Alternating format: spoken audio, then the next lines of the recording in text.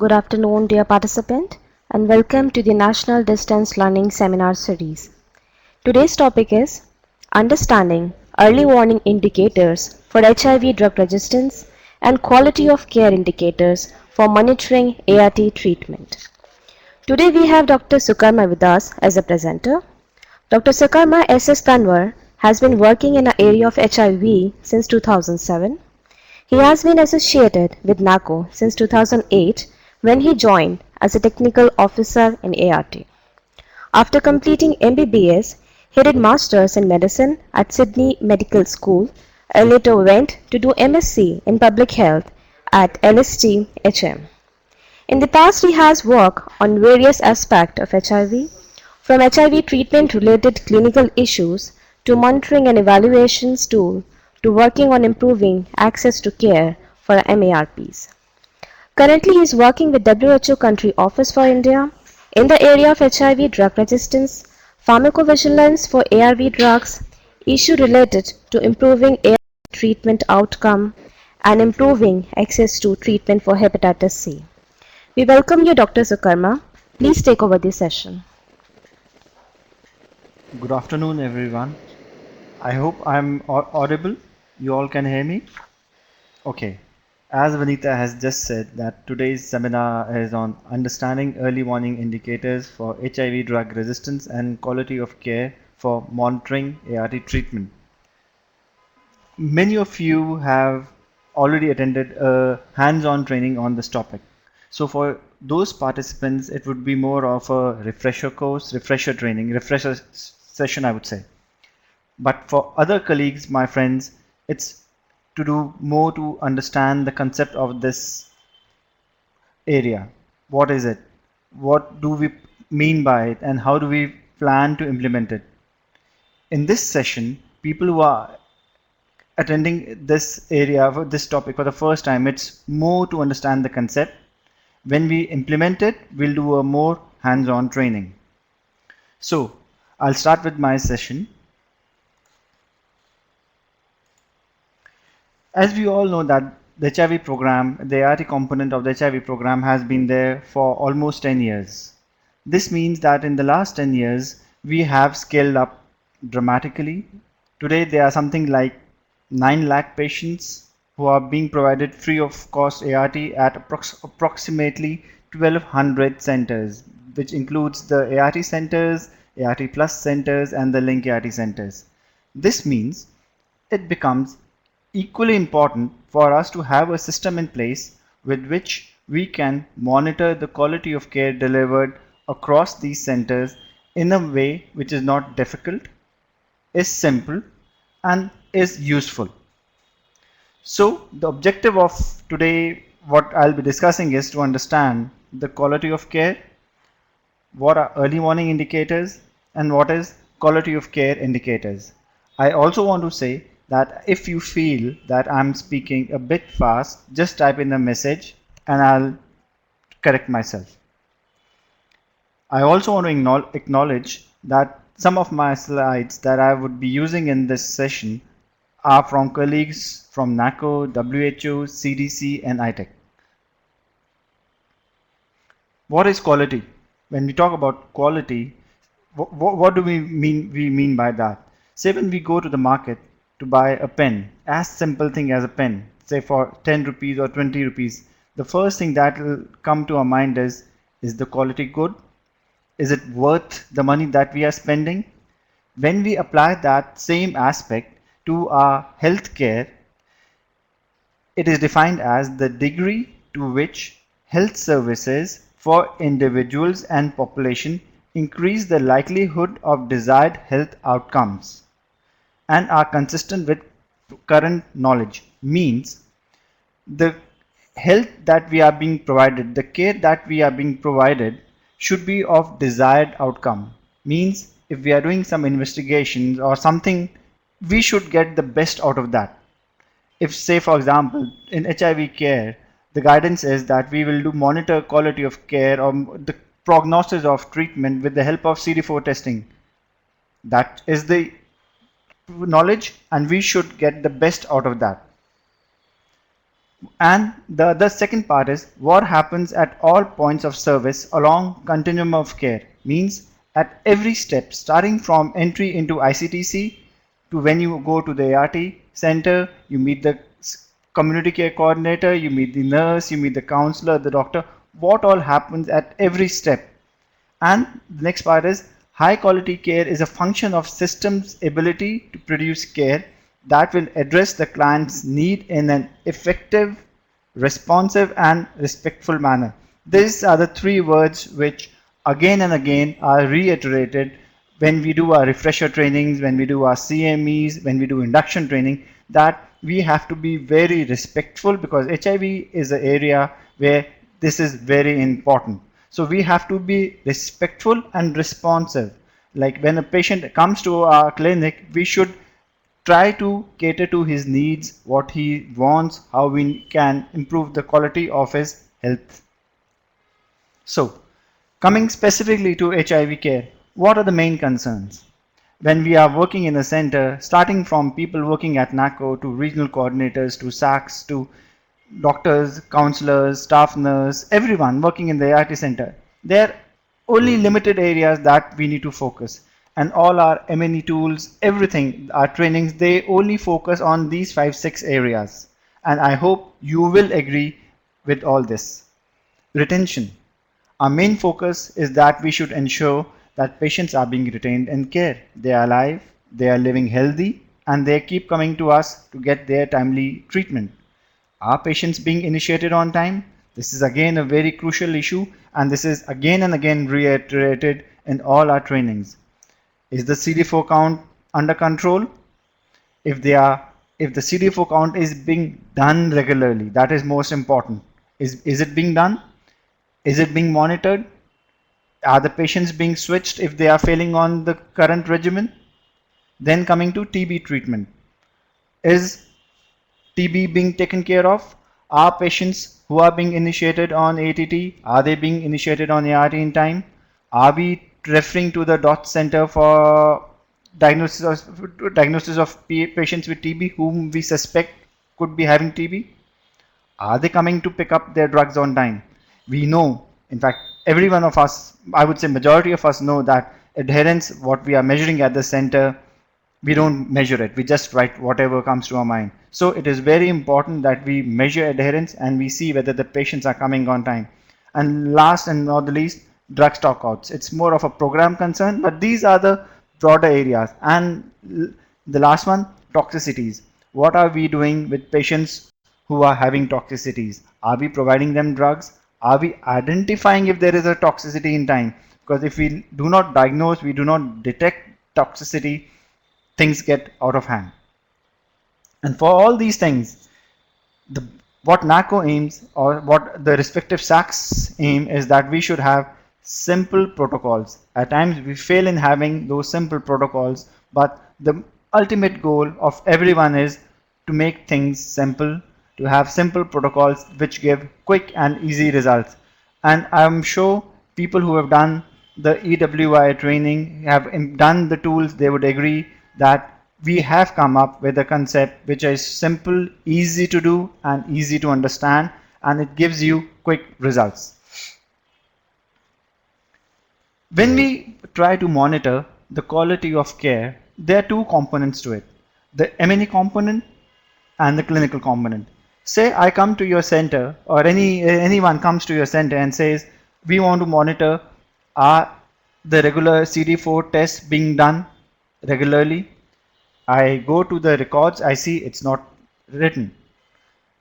Say coincidentally, the patient whom I am seeing is also present physically. I take his green book, it's written in the green book. So here it's more of an issue of documentation. The other, if the patient had not been there, the counselor or the data manager who is responsible for collecting or completion of records would have said, sir, the count was not done, how can I enter? So it's a mix of things. It is not only about recording, it's also about doing. You should all understand, like the program will only come to know if the quality of service provided is good, if things are recorded and reported.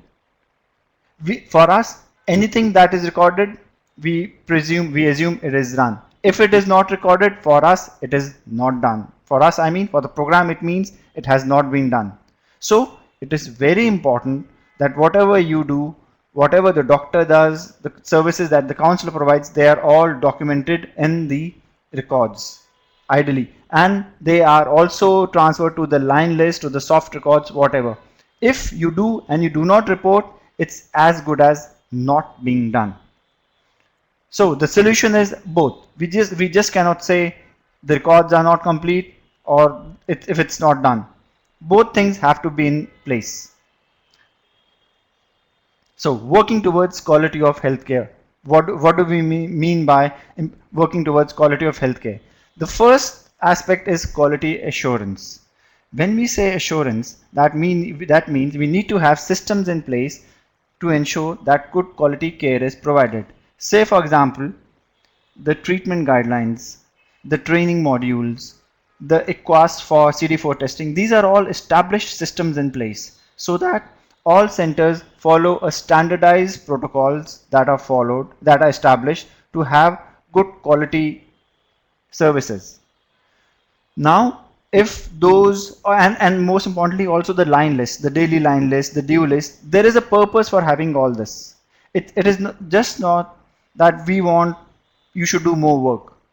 Every document, every email, every line list that is given to the ART centers is given only after it has been thoroughly thought over at NACO or at SACS with various officers and the utility is felt, only then it is given to ART center staff.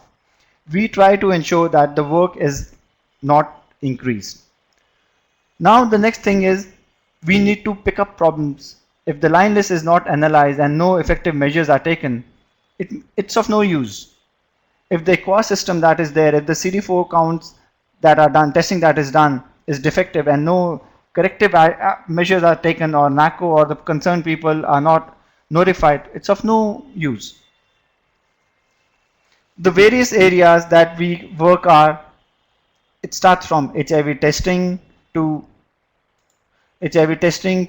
functions of service delivery to links with the community. Say for at ICTC, we need to have the quality of care starts at the moment a person gets tested. If he is pre-counseled properly or not, post-counseling is done or not, is he referred to the right place at the ART center? What about TB patients? What about starting ART? So these are the various areas where we need to work about. Coming to service delivery. Service delivery is nodal officer. I would say the role of the nodal officer here has to be very, very effective. The nodal officer is one person who is the link between the ART center and the general healthcare system. If he is effective, things can really do wonders. The quality of care that is provided can be of the highest quality. And it is also, he's one person who can lead towards integration with the general health system. ART center cannot function in itself. It is dependent on the main hospital for say lab services, testing, pharmacy, whatnot. It is all dependent on that. Then the next part is about linkage with communities. Communities or networks or NGOs are there to help the centers, to help the healthcare providers. They are there to complement your work. It's just that how you convince them, how you work with them, what sort of liaison you have with those people, and they will be there to help you. If we say that no, they are there to hamper our work or to interfere with their work, that is not the purpose. The purpose is to help the ART center team or the Link ART center team. So the basics of quality care, as I've already said, it's about ensuring that people who are at ART centers, they are retained in care. I am just going to share with you a small data which was analyzed. Many of you must have seen this. It is a little bit old data from 2013, where we said if 100 patients are diagnosed with HIV at an ICTC, only 82% do end up getting registered to the ART center. Out of those who are registered in HIV care, baseline count is done only for 89%. Means the first there is a 18% for loss to follow-up at the starting itself. Then another 11% at the next stage. Then out of all those who are eligible, only 69% are started on ART. And of those who are eligible, 80% are started on ART. And then the next is they are retained at care after 6 months, only 92%. If you see from registration in HIV care after being diagnosed with HIV to being retained in care at a 6-month gap, at every level there is a loss to follow up. Means we are losing a good number of people who are positive, should have been registered, should have been started on ART, but they are not started. Now what do we do with that? What we can do, we have to start with individual. We cannot say that, okay, I want that the HIV program in India should be of best quality and I can put some intervention here. No. The work will start at the individual patient level. I'm not even saying the ART center level, I'm saying one step down. We have to ensure that every patient who is registered in care is taken care of properly. His CD4 count testing is done in time, his OIs are managed, his treatment is monitored, his CD4 counts are analyzed, the doctor assesses him, his counseling is done, it is ensured that his adherence is maintained. There are many issues. So I say it is from top individual. If you are doing good care for every patient, it will definitely improve the quality of the services provided at your ART center. Then district, regional, and only then we can say yes, the HIV program in the state or at the national level, it's doing very good. What the program can do, they can provide you guidance, they can give you guidelines, they can give you trainings, they can give you monitoring and supervision, they can provide you documents, they can tell you what to do and how to do. But doing has to be done at the ART, at the facility level. And it starts from providing good quality care at individual level. Now if I want to measure the quality of care for individual person, say for example person in the patient A, I want to see how is he doing or how she is doing over a period. And I hope all of you must have definitely at some point of time heard the term cohort. Cohort is a population in which membership is determined entirely by a shared event. Say for example, I take 100 patients. Out of those 100 patients, 90 patients started ART in one particular month, say April 2012. This is my cohort. All these 90 patients who started ART in April 2012 is a cohort because they have shared some important event. A group of patients having a common event. The common event here being starting ART in the month of April 2012. Then I follow them over time. But in our HIV care, in our ART centers, what happens is patients keep coming in, keep going. They keep getting transferred in, keep getting transferred out. So there is a concept of net cohort. In net cohort, what we do, we take the original cohort, means those 90 patients who started ART in the month of April 2012. We include transference provided we have date of start of ART. Say for example, the original patients were 90. Then there were some transferred in, say 10 patients got transferred in. Out of 10 patients, 5 also started ART in the month of April 2012. So my cohort will become 95. Now there were 5 who were transferred out. So I cannot follow them. So my cohort will remain 90. Because 5 I added from here because they were also started ART in the same period of April 2012. Means then for these patients I can see their outcome at any point of time, say 6, 12, 24, 36 months, whenever. But it is very important to know that we distribute patients as per their time of initiation of ART. I cannot compare a person who started ART in April 2012 with a patient who started ART in April 2008. They are two different group of patients. The prognosis, the outcome of these patients will be very different. So it is important that they have the similarity, and that is time of initiation of ART or any other important event. Here, since we are talking about HIV patients, it is to do with start of ART. This is just a representation. I thought it will be useful. Say for example, I want to see what is the outcome of patients? If you all able to see the green arrow that I'm moving, the outcome of patients who were started on ART in 2015. I wait for them and I wait for a year and I see the outcome at 2016. If this will give me the 12-month outcome. I wait for another year and it will give me a 2-year outcome. This is called prospective cohort. I start register patients now and I keep following them over time. This will take time and I have to wait for my results. It does not give me quick results. The other could be, I want to see what is the 2-year outcome of my patients. I select patients who were started in 2012. The 1 year will be completed in 13 and the 2-year will be completed in 14. So this and the 3rd year will be completed by 15. This concept is called retrospective cohort. This is quick.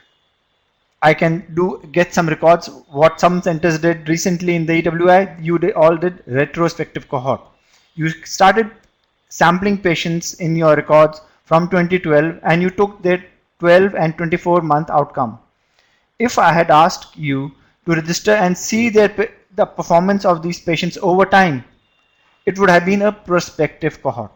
You would have waited for another 1 year to 2 years and only then you would have been able to give us results, which is time consuming, staff change, and it's difficult to do a prospective cohort when you are doing study in the national program.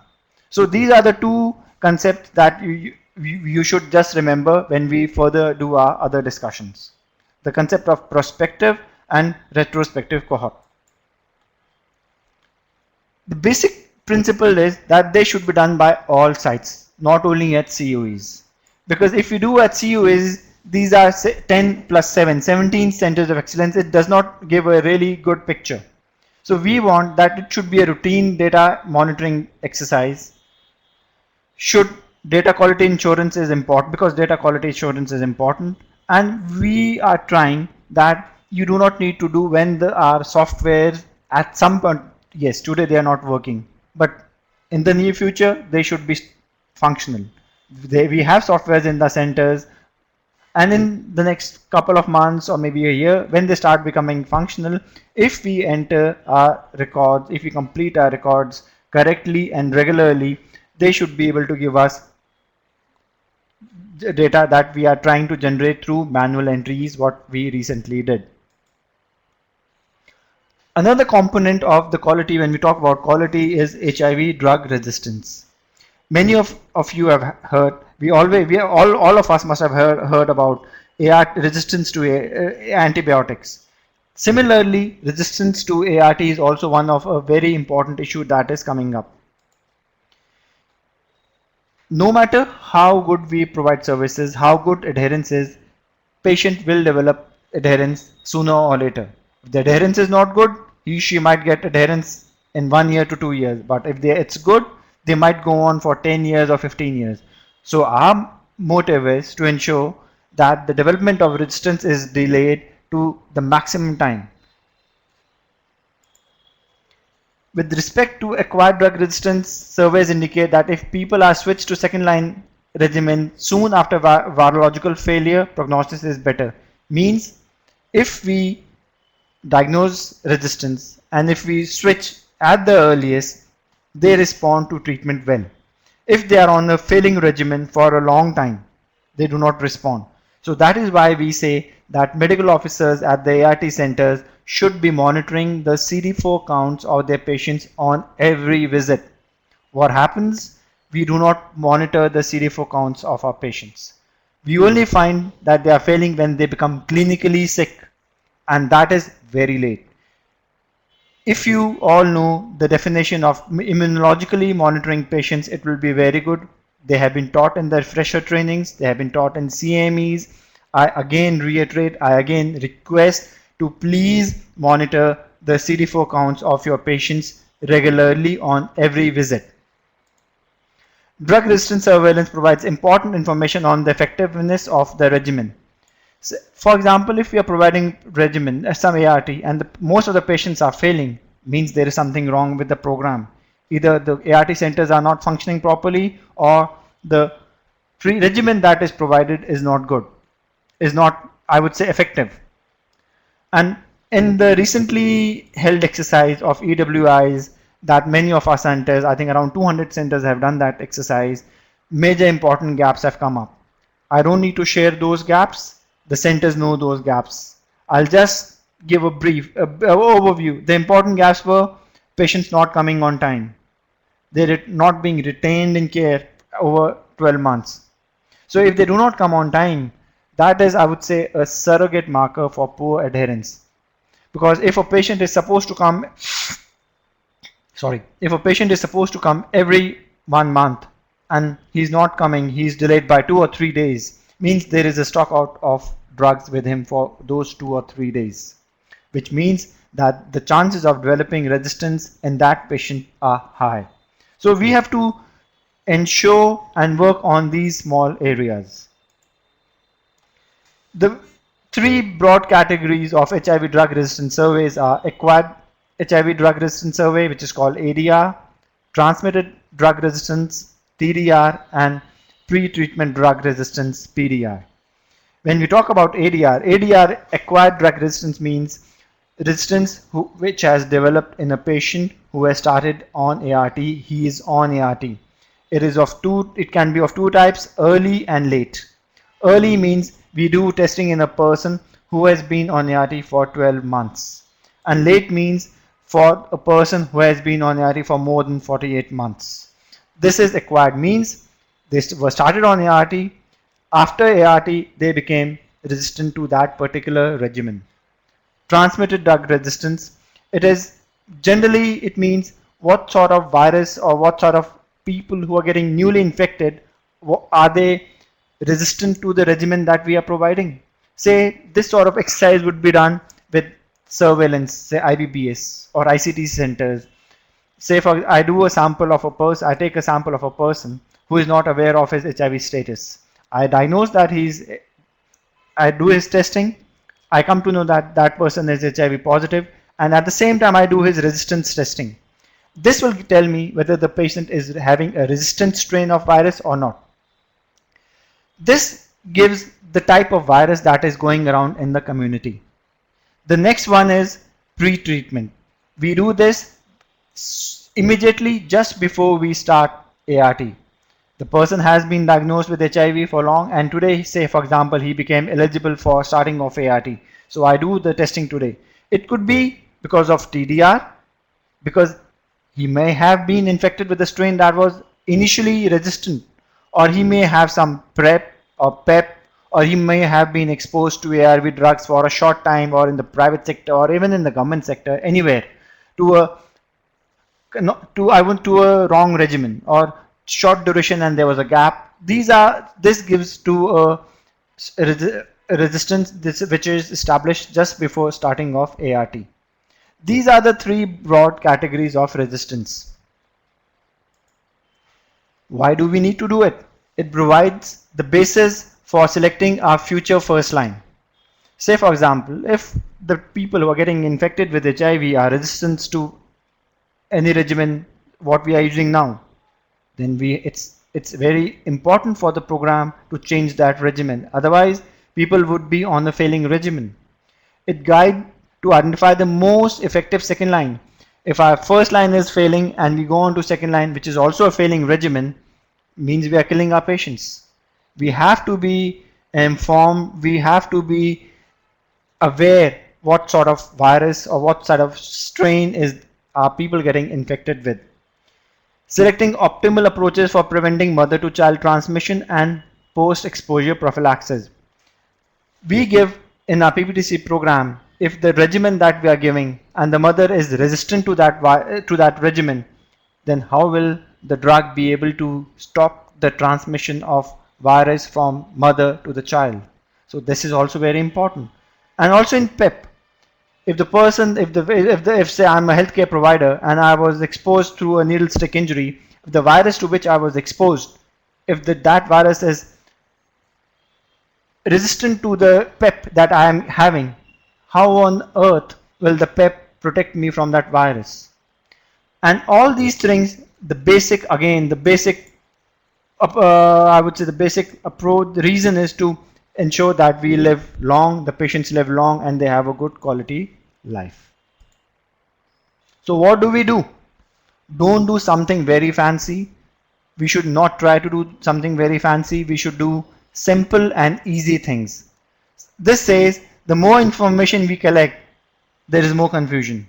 And also the less information we collect, we don't have any information, if we don't have any clarity. So we have to maintain a balance between how much we collect and how much we can really understand, we can implement, that sort of a thing. What is pragmatic? What is realistic? It's good to have simple indicators with targets, because if we have targets, it's easy for staff and the centers to achieve those targets. If we say, okay, you do this, but how do you know what is good and what is bad? You should reach a level where you come to know, okay, now I'm doing good or I'm doing average and there is a scope for improvement. This year I did, but the results were average, so I should put in more work. I should do something that next year my work should improve. Then it should be a regular exercise. It should not be like you did once and you forget it. No, it should be a regular exercise. We should not be required to get some extra staff, additional staff. It should be done by the ART center staff with minimal time, no extra financial constraint, and it should be utilized by the center itself. The center should understand the exercise I did, what does it mean, what are the outcomes of that exercise, and also by SACs and NACO officers.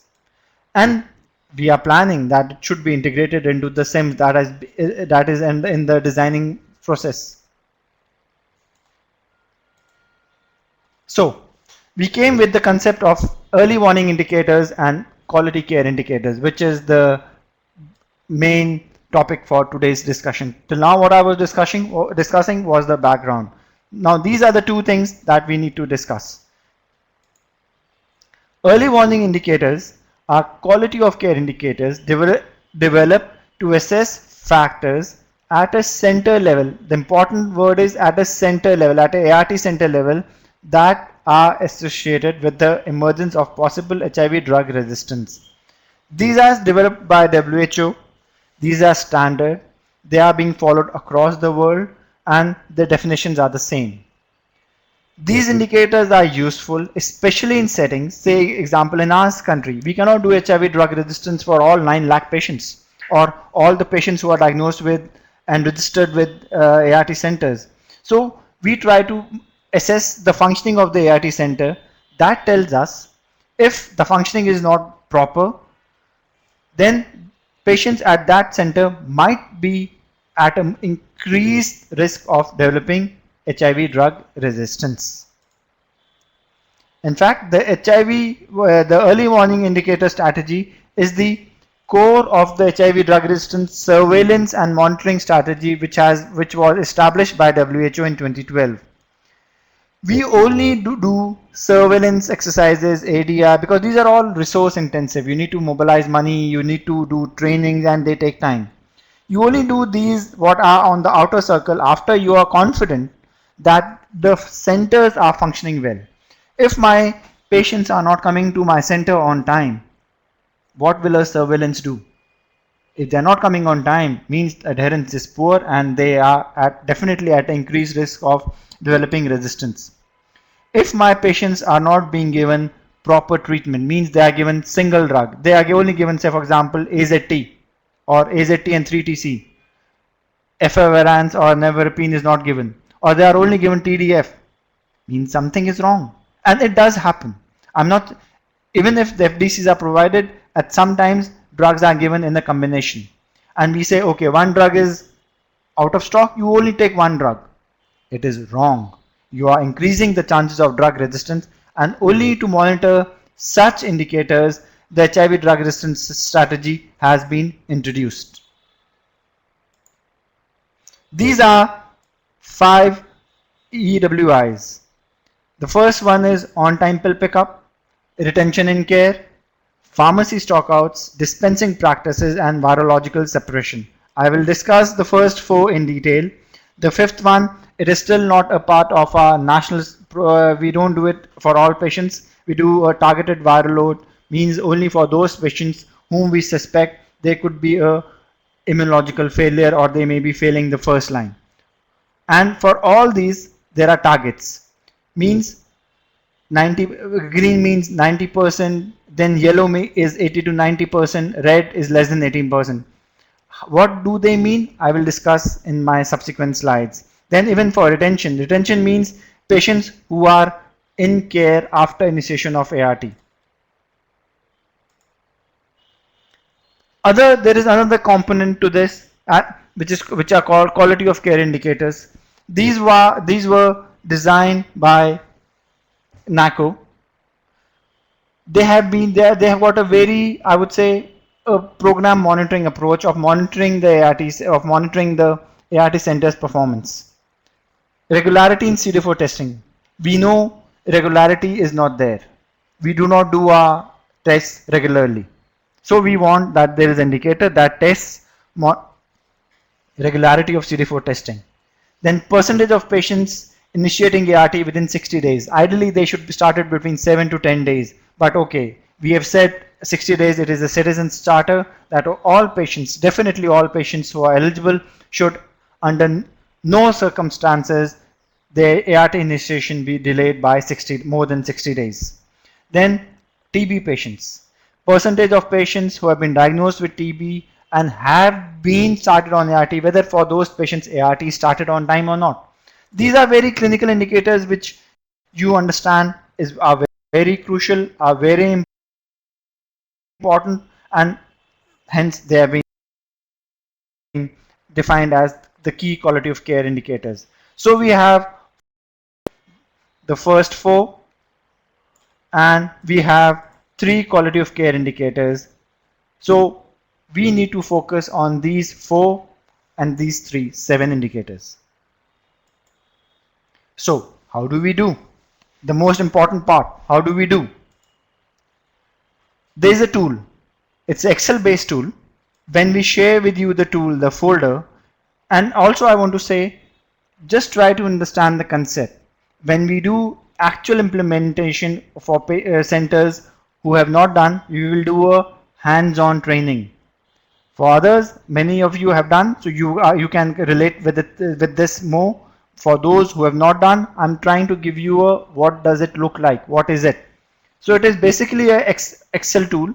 The folder contains 3 files, 1, 2, 3, and don't be worried for centers who have done. Now we are on version 11. Every training we keep improving. The first page is the center profile of the when I open, I'll just go back. I've opened the first Excel sheet, EWI tool A. I've opened the first Excel sheet. I'll let you know when I've opened the second Excel sheet. I'm on the first Excel sheet. The first page is the center profile. I won't go into this. The basic information: when was center established, type of center, and all those things, staff, load, and all those things. Again, this is just continuation of the second file.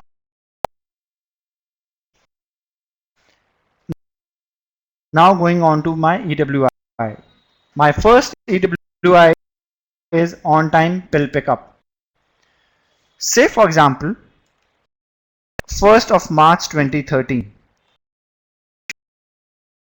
Register for 1st March 2013. I get their list. I open the register and see who all came.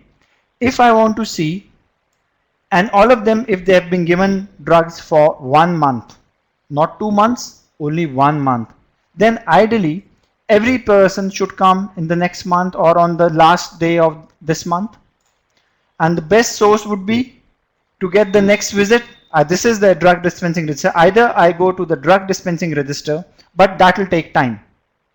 I have to flip through pages and I have to find when this patient ID patient came. He may come on 29th, he may come on 30th, he may come on 1st, 2nd, or maybe there is a delay and that sort of thing.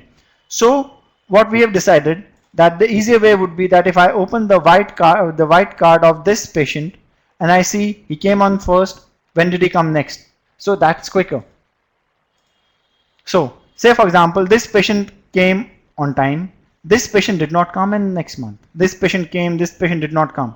So it is easier if we use the white card. And The first visit, the March visit that we are saying, it is called the baseline pickup, and when he came next, that is called the first pickup. Remember this? This is the baseline, this is the first pickup, and it does not matter whether this baseline pickup was the first visit of him starting ART or he has been on ART for many years, many months. It is irrespective. If he came on March 1st, I'm just taking an example, on March 1st means this is the baseline. We will not take into consideration the previous visits.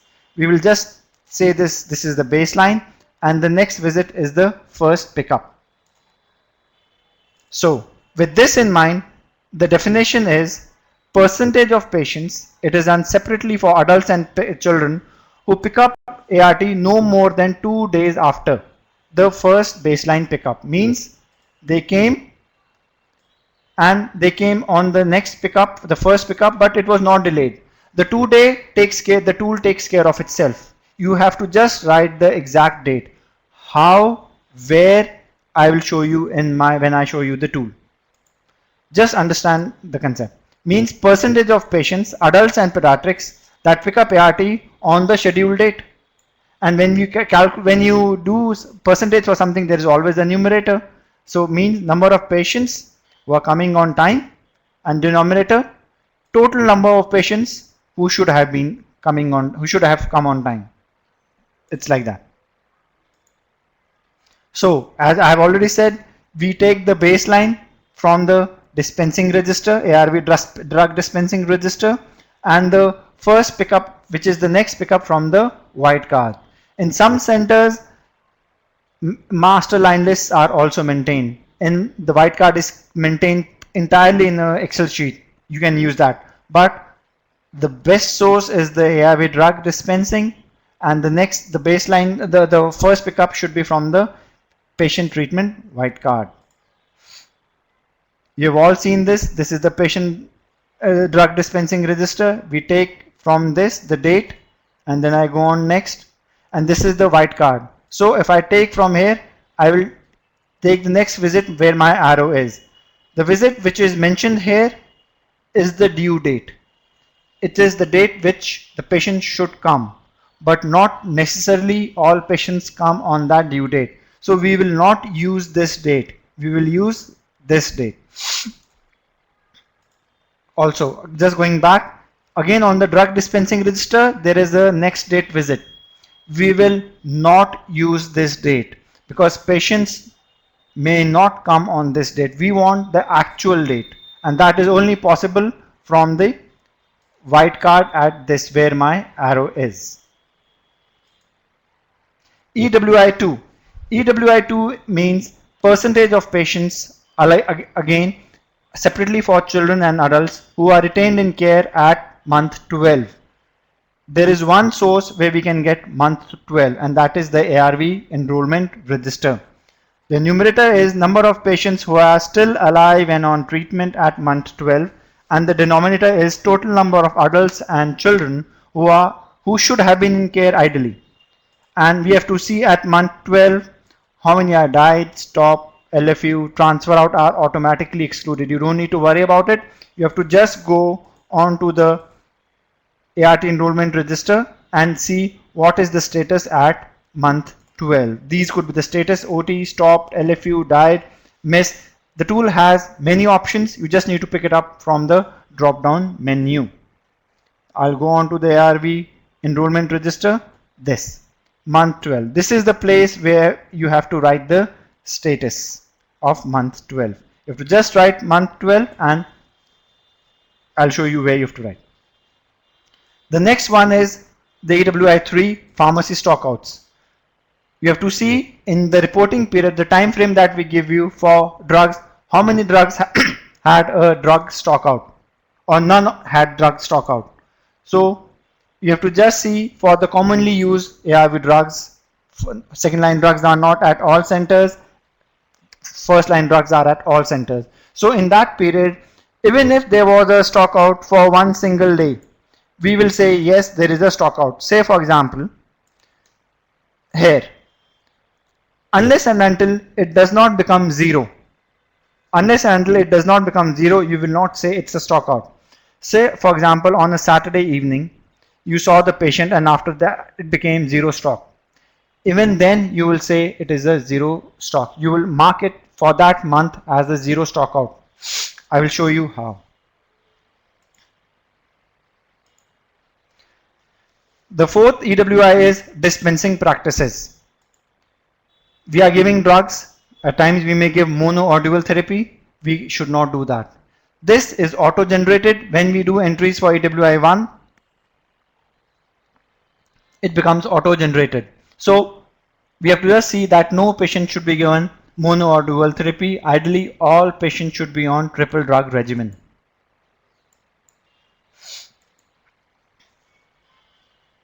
Viral load, as I've said, we will not do for this session. So, how to report and how to enter it. I've just explained you what it is, why do we need to do, but entries have to be done. Say for example, for my study, what we plan to do, or we say any of you centers plan to do, say I want to see for April 13 and April 13 to March 14. For EWI1, I start from April 13 and I'll enter from 1st April 2013 all patients who came to my center from the ARV drug dispensing register. And I write the next follow-up date. Could be in April or could be in May. And I do entries for patients who, what is according to my sample size. I'll tell you how the sample size is decided. For EWI2, I'll discuss later. For EWI3, which is drug stockout, I have to see in this period how many centers there was a stockout. Even if for one particular drug there was a stockout for one single day, I will say it is a stockout. EWI4 will give results for from EWI1 and again it will be for this period only. So we have understood what to do, how to do and where to do, but sample size and all those things we still need to discuss. There are centers with high load and low load. We don't need to do entries for all patients. We'll define a sample size and accordingly we'll do entries. So sample size calculation. EWI1 we have to do from ARV drug dispensing register and the next date we have to take from the white card. So the sample size would be patients alive if we are doing for the study period 13-14. That is the first thing. If you are doing for 13-14, so March 14 is the last day. So all patients alive and on treatment on 31st March 2014, you will write it in the tool. That will give you a sample size. I'll tell you how it gives. Now, this is how the tool looks like. Here I enter. I know the size is small, but don't just try to understand what I'm trying to say. I write here the number of patients who are alive and on treatment as on 31st March 2014 if I'm doing for the 13-14 reporting period. Say for this center the number of patients alive and on treatment is 4743 and these are adult patients. When I enter this number and I press save, it will generate a sample size of 210.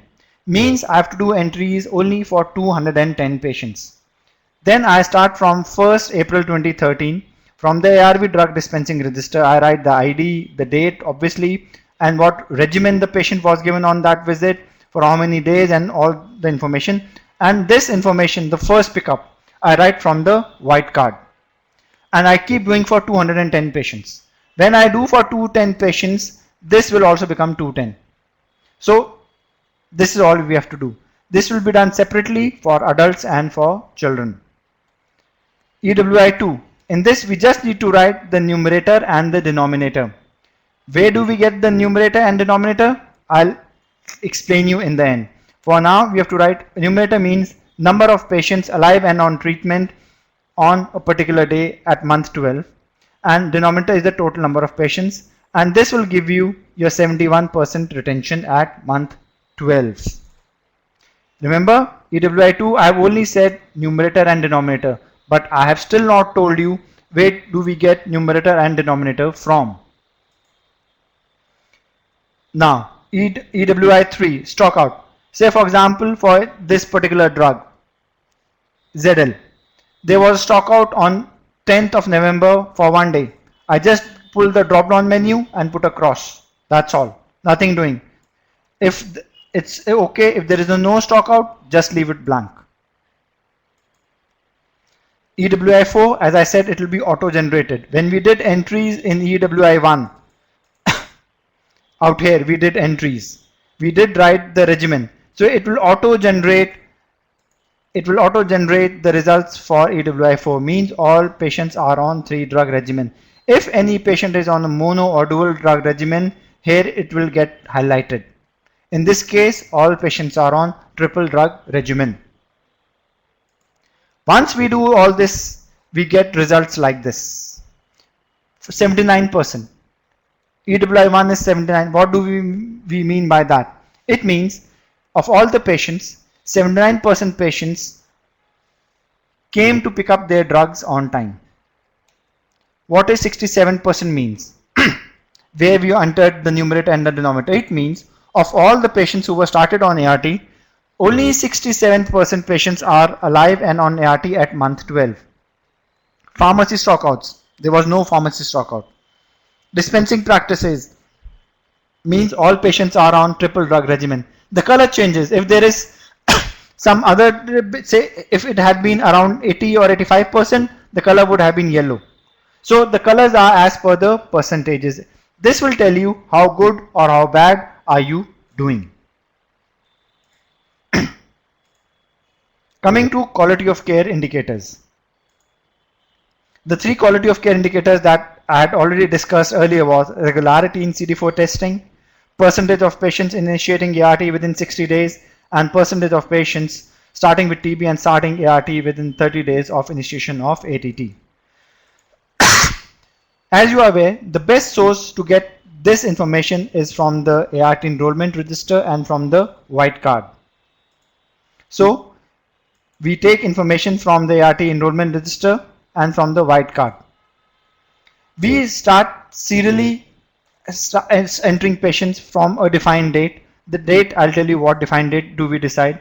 But ensure when you do entries for patients, they should have a minimum at least this information. Their ID should be there, their ART start there, gender and age. If these things are not there, please go on to the next patient. Otherwise, ensure that you complete information for these particular indicators for all the patients. Outcome status, we have to get from the ART enrollment register. Could be stop, LFU, on treatment, died, not applicable, unknown. The last 2 I will discuss with you and I'll show you how and where to do entries. We start from say April 2012 from the ART enrollment register.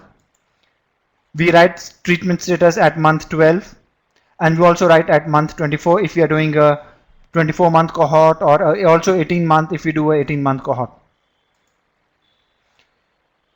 There are in the ART enrollment register and the white card, there are also sections on CD4 counts for which you need to do some entries. Ideally, all CD4 counts should be done at every 6-month interval, but they are not done. So what we have done, any count that is done plus or 2 months from the scheduled date of the test can be entered. If the patient started ART on 1st Jan 2012, he should be tested for in the next 6 months, but we do not do that. And once the count is, the sequencing of the count is disturbed, all accounts get disturbed, the timelines. So always, even if it is disturbed, try to get back and try to match it from the date of start of ART. Do it once and the next there onwards, they will be proper. Outcome status, dead. Once dead, will always be dead. Not applicable means if a patient was given drugs for 2 months or 1.5, so he will not be coming for the next month, he will come at the 3rd month or second, whatever. Unknown. At times we refer patients to LACs, link out patients to LACs, but we don't know what is the outcome. If we are doing a retrospective study, we should get that information. If we are doing a prospective study, we should try to collect it and wait. If we do not get it, just say unknown. Then we have to get information for TB diagnosis and do not copy paste. Centers that have done, they know that if they copy paste, the tools show error. For the QCI, which we did for, that is from the ART enrollment register, there are some exclusion criteria. Any patient that is registered in care for initiation of second line ART will not be included, because we are trying to see the 12-month outcome of status, 12-month outcome. And patients who have been on second line ART, they have generally been on first line, and that then it becomes more than 12 months. Do separately for children and separately for adults. And if we are doing for a reporting period of 13-14, I'll explain you further why we need to start. Say for example, the reporting period is 13 to 14, April 13, what we did for EWI. If I want to see the 12-month outcome status, either I start here, my outcome status 12 month will be here. It will be outside my reporting period. So what I do, I start patients, enroll patients from 1 year back, and I see their 12-month status. Then their 12-month status will be within the reporting period. This is called a retrospective cohort. I go back, I register patients, and I see what is the 12-month status. Say for example, some patient got registered here in June or July. His or her 12-month status will become out here in June. Means it will be within the reporting period. If I enroll from here, the status will be 12 months will be here, which is outside the reporting period. With that in mind, as we have said, for one, the EWI1, it was alive and on ART as on 31st March, and it gave me a sample size of 210. Similarly, we do for EWI and QCI. Sorry. The patients who are registered for QCI, they will give you results for EWI2. So what we have to do, we have to just see number of patients who were starting on ART, newly started on ART between March 12 and March 13. You subtract ever started on ART of 13, March 13. From that you subtract March 12 and you will get the patients. So here, this is the QCI tool. Say for example, in this particular center, 1500 patients were started in 1 year. If I write 1516, it will give me a sample size of 775. Means I go to ART enrollment register and I do entries for 175 patients. When I am done with my entries, I have done all my indicators, CD4, outcome and everything, then generate a numerator and a denominator. The numerator here is 123 and the denominator here is, I just go to the EWI tool which I showed earlier. You write the numerator from here and denominator from here, and that will give you results for EWI2. And this is the continuation of the very same sheet. It will again give you things like auto-calculated things like the gap between diagnosis and start, eligibility and all. And when you are completed with this sheet, it will give you a very comprehensive result sheet. It will give you cohort, gender, CD4 profiles, everything, time between start of ART. It will give you, when you see this, it will be a very useful information that the medical officer of that center should utilize it, and you should then consult how to improve on the functioning. Coming to the, just again a summary, on time pill pickup was EWI1. We did from ARV drug dispensing register. The pickup date, the first pickup was from a white card. We started from 1st April 2013. Retention in care was same as QCI. Pharmacy stockout we did from the ARV the drug stock register. EWI4 was auto calculated when we did entries for EWI1. QCI we did from ART enrollment register, and we started from 1st April 2012 if the reporting period is 13 to 14. If the reporting period is 14 to 15, you go 1 year ahead. This I've done for 13 to 14. These are some references which could be of you, which you might be interested to read. And remember one thing most crucial, whatever you enter, it will give you out. You enter wrong data, it will give you wrong data. It is of no use. You won't be able to analyze anything. So remember, trash in gives you trash out. And hope it. Thank you. Thank you so much, Dr. Sukarma. It was indeed a nice presentation.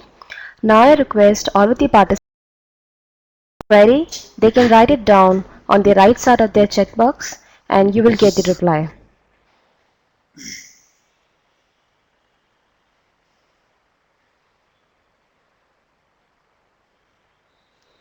I request participant if they have any question, they can write it down on the right side on the window. There is a chat box. You can write it down all of your queries there.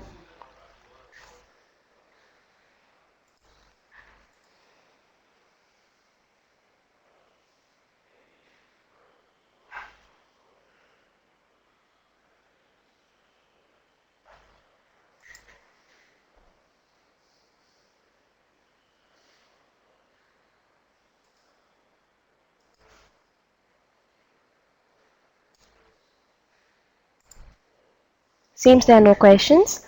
On the right side of your window, you can see the e-poll. You may kindly please vote on that.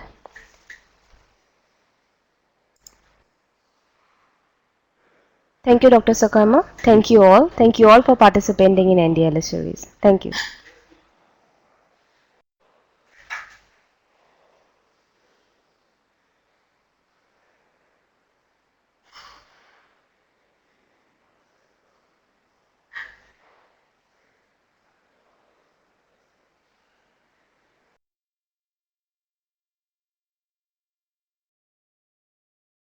Okay, about EWF5, as I had said, you don't need to do EWF5 because we are not doing it as of now. It was just for information. In the tools that were shared with the centers that have done this exercise, EWF5 was not included as a part of the hands-on training.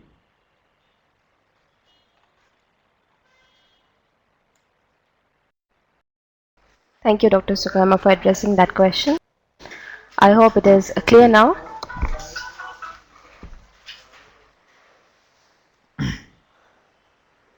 Still any question, you may please write down on the right side of your chat box.